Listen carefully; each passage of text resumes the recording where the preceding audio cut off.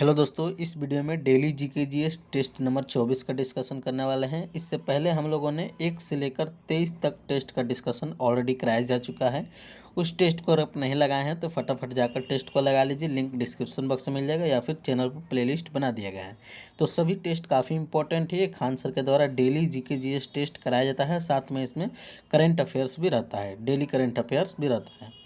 तो कंप्लीट इस टेस्ट को लगा लीजिएगा ताकि आने वाले जितने भी एग्ज़ाम हैं सभी एग्ज़ाम में जीके जीएस का क्वेश्चन छूटना नहीं चाहिए। तो कंप्लीट टेस्ट को लगा लीजिए पीछे वाला। आज हम लोग 24 नंबर टेस्ट को हम लोग देख लेते हैं। इसमें देखिए पहला क्वेश्चन क्या कह रहा है। चैनल पर अगर आप नए होंगे तो चैनल को सब्सक्राइब करके बेल आइकन प्रेस कर लीजिएगा ताकि आने वाले अगले वीडियो का नोटिफिकेशन आपके पास जल्द से जल्द पहुंच सके। और वीडियो ज़्यादा से ज़्यादा अपने दोस्तों में शेयर कीजिएगा जितने भी स्टूडेंट किसी एग्ज़ाम की तैयारी करते होंगे तो उसके पास ज़रूर शेयर कीजिएगा। चलिए इसमें पहला क्वेश्चन देखिए क्या कह रहा है कि स्वर्णिम चतुर्भुज महाराजमार्ग भारत के किन शहरों को आपस में जोड़ता है। ये बताइए। तो ये जोड़ता है, ध्यान रखिएगा, दिल्ली, कोलकाता और चेन्नई, मुंबई को। इसका करेक्ट आंसर ए हो जाएगा। क्या हो जाएगा? ए। और ये कंपनी कौन सी बनाती है? तो यह एनएचडीपी का फुल फॉर्म होता है नेशनल हाईवे डेवलपमेंट प्रोग्राम, जो कि 1999 में इसका उद्घाटन हुआ था। किसने किया था? तो अटल बिहारी वाजपेयी ने। इसका 7 चरण हुआ था जिसमें कि स्वर्णिम चतुर्भुज था और उत्तर दक्षिण एवं पूर्व पश्चिम गलियारा से होकर गुजरा हुआ था। तो ये क्वेश्चन याद रखिएगा, यहाँ से क्वेश्चन पूछेगा तो छूटना नहीं चाहिए। चलिए नेक्स्ट क्वेश्चन देखते हैं। क्वेश्चन नंबर देखिए दूसरा क्या कह रहा है कि बरकान स्थलाकृति का संबंध किससे है। तो यह संबंध है मरुस्थल से। किससे संबंधित है? मरुस्थल से। इसका करेक्ट आंसर ए हो जाएगा। चलिए नेक्स्ट तीसरा नंबर क्वेश्चन क्या कह रहा है कि नर्मदा नदी किन दो पहाड़ियों के बीच से गुजरती है। तो यह गुजरती है विंध्याचल और सतपुड़ा पर्वत के बीच से गुजरती है। तो इसका भी राइट आंसर ए हो जाएगा। सभी क्वेश्चन याद करते चलिए, ये सभी क्वेश्चन किसी न किसी भी एग्जाम में पूछा गया है। तो कंप्लीट वीडियो को देखिएगा। चलिए नेक्स्ट क्वेश्चन देखिए, सुमेलित करने वाला क्वेश्चन बार बार एग्जाम में पूछा जाता है ऐसा क्वेश्चन। क्वेश्चन क्या कह रहा है इसमें? पहला सूची में दिया गया है प्राकृतिक वनस्पति और दूसरे में क्षेत्र दिए गए हैं। दोनों को मिलान करना है और कुट की सहायता से सही उत्तर का चयन करना है। इसमें देखिए कह रहा है कि अधिजीवी वनस्पति, जो कि ये हो जाएगा भूमध्य रेखीय। कहाँ का है ये? भूमध्य रेखीय हो जाएगा। उसके बाद बबूल हो जाएगा सहारा, बबूल सहारा हो जाएगा। बेओबाब जो कि ये हो जाएगा सवाना। और देवदार जो कि ये हो जाएगा भूमध्य सागरीय। अब इसको मिलाइए, एक का दो तो सभी में है। उसके बाद देखिए बी का तीन इसमें नहीं है, बी का 3 इसमें नहीं है, 2 ऑप्शन बच गया। उसके बाद 3 का 4 इसमें नहीं है, 3 का 4 इसी में है, यानी करेक्ट आंसर ऑप्शन नंबर ए हो जाएगा। क्या हो जाएगा? ऑप्शन नंबर ए। चलिए फिर देखिए इसमें मिलाने वाला क्वेश्चन आ गया। कह रहा है कि निम्नलिखित में से कौन सा सुमेलित नहीं है। इसमें बताना है कौन गलत है। पहले सूची में दिए गए हैं पवन और दूसरे में देश। इसमें बताना है कौन गलत है। पहला क्या कह रहा है कि सांता आना, जो कि ये कैलिफोर्निया में है, बिल्कुल सही है। उसके बाद हबूब जो कि सूडान में है, ये भी सही है, ये दोनों बिल्कुल सही है। तीसरा कह रहा है यामो जो कि जापान में है, ये भी सही है। तीसरा क्या कह रहा है? तीसरा यामो सही है। चौथा कह रहा है कि मिस्ट्रल ऑस्ट्रेलिया नहीं होगा, ये गलत हो जाएगा, यह हो जाएगा फ्रांस। क्या हो जाएगा? फ्रांस का यह हो जाएगा, इसलिए गलत हो जाएगा। इसका करेक्ट आंसर डी हो जाएगा। क्या हो जाएगा? डी। चलिए नेक्स्ट क्वेश्चन है कि निम्नलिखित में से कौन महासागरीय जलधारा दक्षिण अमेरिका के पश्चिमी तट से जुड़ा है। तो यह जुड़ा है, ध्यान रखिएगा, यह किससे जुड़ा है? तो हार्मबोल्ट से जुड़ा है। किससे? हार्मबोल्ट। करेक्ट आंसर इसका डी हो जाएगा। क्या हो जाएगा? डी। इसको याद रखिएगा, हार्मबोल्ट की धारा जो कि मूल प्रकृति है, जिसमें ठंडी और गर्म एलिनिनो से गुजरता है। चलिए अगला क्वेश्चन इसमें देखिए कह रहा है कि निम्नलिखित कथनों पर विचार कीजिए और इसमें बताना है कौन सही है। 2 कथन दिए गए, इसमें देखना है कौन सही है। क्या कह रहा है कि हिमालय जैसे पर्वत बहुत ऊंचे हैं और इसके शिखर नोकीले हैं क्योंकि इसका वायु क्या होता है? कम होता है। आयु इसका क्या होता है? कम होता है। बिल्कुल सही है। उस पर नेक्स्ट है कि अरावली जैसे पर्वत कम ऊंचाई के हैं और इसके शिखर गोलाकार क्योंकि इसकी आयु क्या होती है? अधिक होती है। ये भी सही है, यानी दोनों पॉइंट बिल्कुल सही है, यानी करेक्ट आंसर ऑप्शन नंबर ए हो जाएगा। ए और बी दोनों सही है। क्या हो जाएगा? ए और बी दोनों सही है। अगला क्वेश्चन कह रहा है कि सर्व कर लगाया जाता है। लगाया जाता है, तो यह लगाया जाता है सिंचाई पर। किस पर लगाया जाता है? सर्व कर जो कि सिंचाई पर लगाया जाता है। इसका करेक्ट आंसर बी हो जाएगा, सर्व कर, ध्यान रखिएगा। यहाँ से क्वेश्चन और भी पूछता है, जैसे कि हक ए सर्व इसी का नाम है, जो कि सिंचाई विभाग में लगता है। चलिए नेक्स्ट क्वेश्चन क्या कह रहा है कि जवाबित का संबंध किससे था। जवाबित का संबंध किससे था, तो यह था राज्य के कानून से संबंधित था। करेक्ट आंसर इसका ए हो जाएगा। क्या हो जाएगा, करेक्ट आंसर ए। चलिए नेक्स्ट प्रश्न देखिए। वीडियो अच्छा लग रहा हो तो वीडियो को लाइक करते रहिए। चैनल पर नए आ रहे हो तो आप लोग चैनल को सब्सक्राइब करके बेल आइकन प्रेस कर लीजिएगा, ताकि नेक्स्ट वीडियो का नोटिफिकेशन आपके पास जल्द से जल्द पहुंच सके। और पीछे वाला सभी सेट आप लोग ज़रूर लगा लीजिएगा, क्योंकि सभी सेट काफ़ी इंपॉर्टेंट है। चलिए 10 नंबर क्वेश्चन क्या कह रहा है कि हदीस है एक। हदीस क्या है, तो एक प्रकार का यह इस्लामिक कानून है। क्या है, इस्लामिक कानून है, यानी करेक्ट आंसर ए हो जाएगा। अगला क्वेश्चन है कि भारतीय स्वाधीनता संघर्ष के संदर्भ में निम्नलिखित कथन में से कौन सही नहीं है, यानी बताना है इसमें कौन गलत है। चलिए इसको पढ़िए, बताइए कौन गलत है। तो इसमें देखिए पहला क्या कह रहा है कि हकीम अजमल खान राष्ट्रवादी तथा चरमपंथी अहरार आंदोलन शुरू करने वाले नेताओं में से एक थे, बिल्कुल सही है। नेक्स्ट है कि भारतीय राष्ट्रीय कांग्रेस के संगठन के समय सर सैयद अहमद खान ने इसका विरोध किया था, ये भी बिल्कुल सही है। नेक्स्ट है कि 1906 में गठित अखिल भारतीय मुस्लिम लीग ने बंगाल के विभाजन और अलग निर्वाचन समूह बनाए जाने का प्रबंध विरोध किया, ये गलत हो जाएगा। नेक्स्ट है कि मौलाना बरकतुल्ला और मौलाना अब्दुल्ला सिंधी काबुल में भारत की अंतकालीन सरकार का गठन करने वाले में से एक थे, ये भी बिल्कुल सही है, लेकिन इसमें सही नहीं पूछ रहा था, तो ऑप्शन नंबर सी इसका करेक्ट आंसर हो जाएगा। क्या हो जाएगा, सी। चलिए अगला क्वेश्चन देखिए। 12 नंबर क्वेश्चन क्या कह रहा है। कह रहा है कि 1906 में मिंटो से शिमला में मिले मुसलमानों के शिष्टमंडल ने प्रार्थना की। तो यह प्रार्थना की मुसलमानों के लिए पृथक निर्वाचन के लिए। किसके लिए, पृथक निर्वाचन के लिए। करेक्ट आंसर इसका ए हो जाएगा। नेक्स्ट है कि सन 1908 में अखिल भारतीय मुस्लिम लीग की एक लंदन शाखा की स्थापना हुई, बताइए उसका क्या नाम था। उसका नाम था अली अमीर अध्यक्षता में। इसमें था अमीर अली अध्यक्षता ने किया था इसमें। करेक्ट आंसर इसका बी हो जाएगा। क्या हो जाएगा, बी। तो यहाँ से क्वेश्चन याद रखिएगा, मुस्लिम लीग जो कि 1906 में हुआ था, ये भी याद रखिएगा। कहाँ पर, ढाका में। इसका स्थापना जो कि सलीमुल्लाह एवं आगा खान ने किया था। इसकी अध्यक्षता कौन किया था, तो आगा खान ने किया था। भारत में मुस्लिम लीग का मुख्यालय कहाँ है, लखनऊ में है। ये सभी पॉइंट आप लोग याद रखिएगा। चलिए अगला प्रश्न देखिए क्या कह रहा है कि मुसलमान यदि खुश और संतुष्ट है तो भारत में ब्रिटिश शक्ति का महत्तम बचाव होगा, यह किसने लिखा। तो यह लिखा था डब्ल्यू हंटर ने। इसका करेक्ट आंसर सी हो जाएगा। अगला क्वेश्चन है कि बिजली के चमकने पर कौन सी गैस उत्पन्न होती है। बताइए, बिजली अगर चमकती है तो उसमें से कौन सी गैस उत्पन्न होती है, तो एनओ गैस उत्पन्न होती है, यानी करेक्ट आंसर ऑप्शन नंबर इसका बी हो जाएगा। क्या हो जाएगा, बी। एनओ यानी नाइट्रस ऑक्साइड इसमें से निकलता है, याद रखिएगा। क्वेश्चन यहाँ से पूछ सकता है। यहाँ से और क्वेश्चन पूछ सकता है कि बिजली चमकने का कारण क्या है, तो प्लाज्मा है। सूर्य तारों का चमकना क्या है, तो प्लाज्मा है। ये सभी याद रखिएगा। चलिए अगला क्वेश्चन देखिए। क्वेश्चन है कि जब एक बर्तन में पारा जमा रखा जाता है तब उसके पास निम्नांकित नवचंद्रक होता है। यह नवचंद्रक होता है उत्तल। क्या होता है, उत्तल।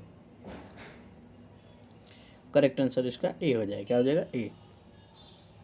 16 का राइट आंसर क्या हो जाएगा, ए। ध्यान रखिएगा। पारा में क्या हो जाएगा, तो पारा में उत्तल हो जाएगा। अगर पूछेगा पानी में, तो पानी में याद रखिएगा अवतल हो जाएगा। चलिए अगला क्वेश्चन देखिए। क्वेश्चन है कि इसमें से कौन वसा को अम्ल तथा ग्लिसरॉल में बदलता है।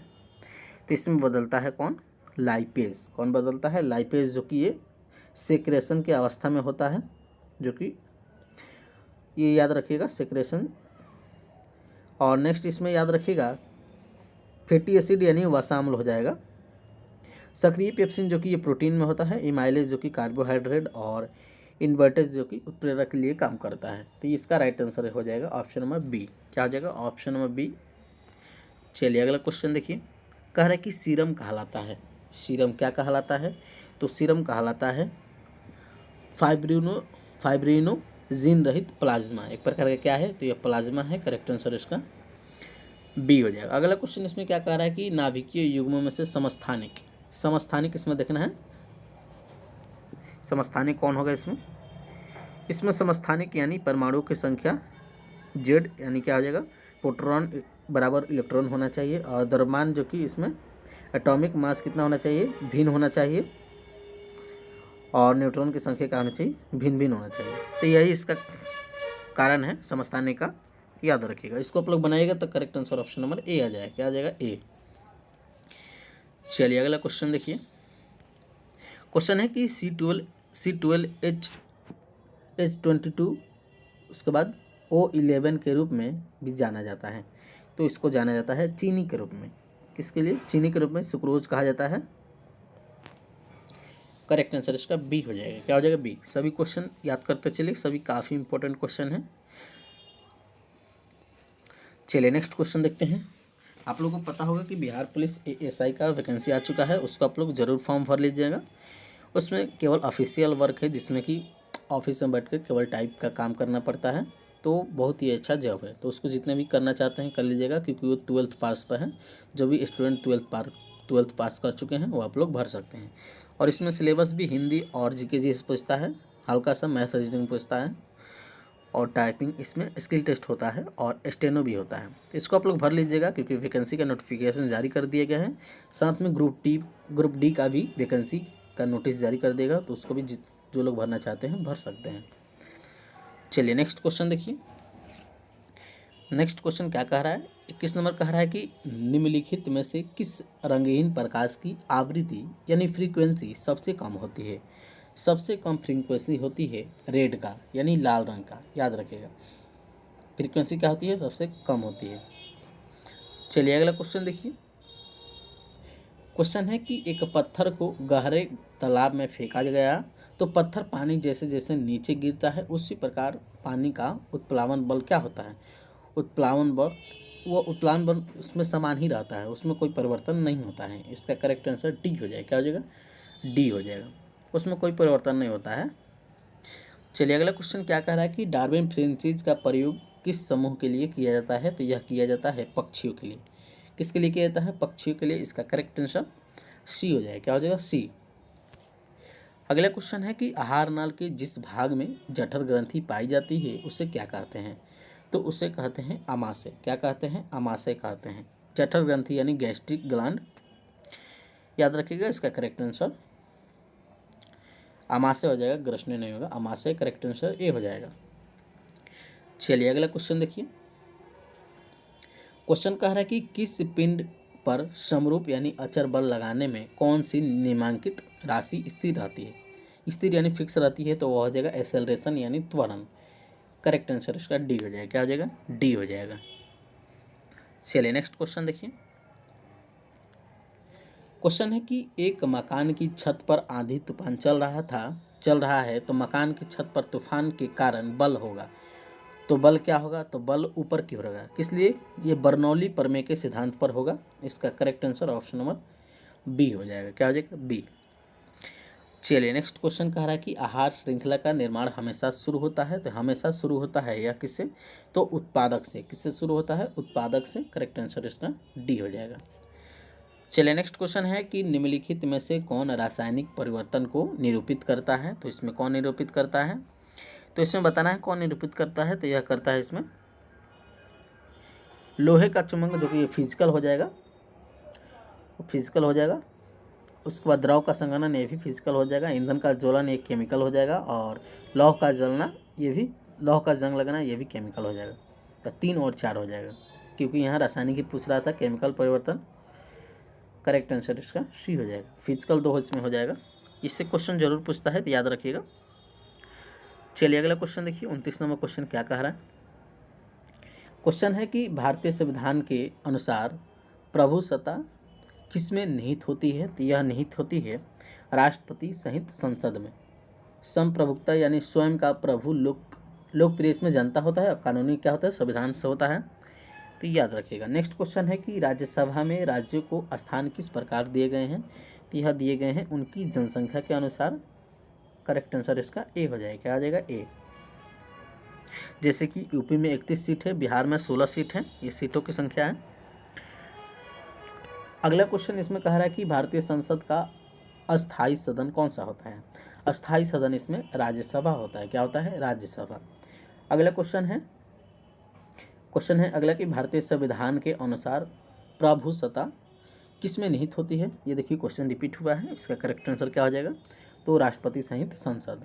अगला क्वेश्चन है कि भारत की संसद में शून्यकाल यानी 0 आवर शुरू होता है। कब से शुरू होता है? 0 आवर शुरू होता है दोपहर 12 बजे से। कब से? दोपहर 12 बजे से शुरू होता है। इसका करेक्ट आंसर सी हो जाएगा। क्या हो जाएगा? सी हो जाएगा। अगला क्वेश्चन है कि भारत का प्रधानमंत्री किसके प्रति जवाबदेही होता है? यह जवाबदेही होता है लोकसभा के प्रति। लोकसभा जो कि आर्टिकल 75(3) में है।